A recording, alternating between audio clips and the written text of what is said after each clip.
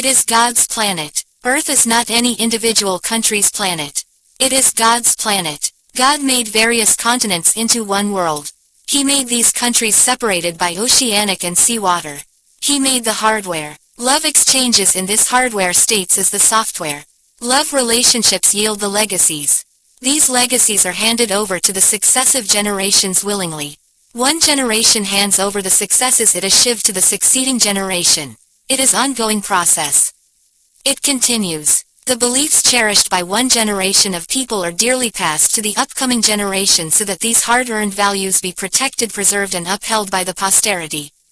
These become the set values and beliefs meant to be conveyed by way of timely guiding statements or counsels at times of challenges or times of crises or at a needed time where the answers seem scarce. The countrymen who live in various live a segmented life with segmented life slogans upholding varying philosophies or themes of life that become their native stories, their local structure, their local belief system, their local angle of thought. These themes of life may be dissimilar to one another. The philosophy of life of an Arab is not the philosophy of a Hindu in Srirangam. The themes may not be parallel, but the nature of time in India and the type of time in US is the same. As the electric current of India is the same as that of Iranian electricity, the oxygen of Dubai is the same like the oxygen that prevails in New Delhi. The nature of time, the oxygen and the electricity is the same. What a Tamilian does in Thiruchi with electricity, oxygen and time of his in order to further out his life theme, and what an Iranian does with the same three elements that are said to be his one to give shape to the theme of his life are not the same. The lifespan are the same, but in life theme they differ. Philosophy, wise they hold different views. Religiously an American ties his lifetime to Jesus. An Iranian with Allah, but a Hindu still holds freedom to invest his religious energy or the psychic energy on individual soul building.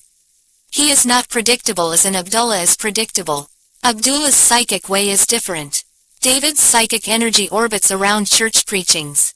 His frame of reference contains messages reinforced by Bible. But in a Hindu's case nobody backbites whether he is regular in his visit to temple. His life is enriched with enormous options. With these freedom or were these options he could go indisciplined.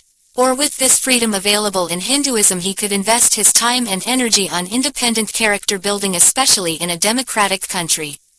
The benefit of living in a democratic country is that the poor life with poverty-stricken money power may not be inferior when compared to the wealthy life with non-democratic political or religious-controlled national rule. The feel of life differ from country to country. Political standard varies among nations of the same continent. Emotional climate varies among states of the same nation. Countries may share the same quantity of lifespan, but the quality of life is determined by the quality of psyches they own up.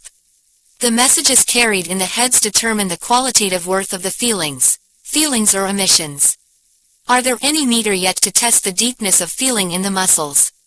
Feelings are inside the body, about their intensities we can only make things up. Our factors might force us to be convinced of the intensity of feelings of other culture people. How a feeling takes its origin we have not yet unraveled. We have not made discoveries. We assume. We go by our assumes about the intensity of others' feelings.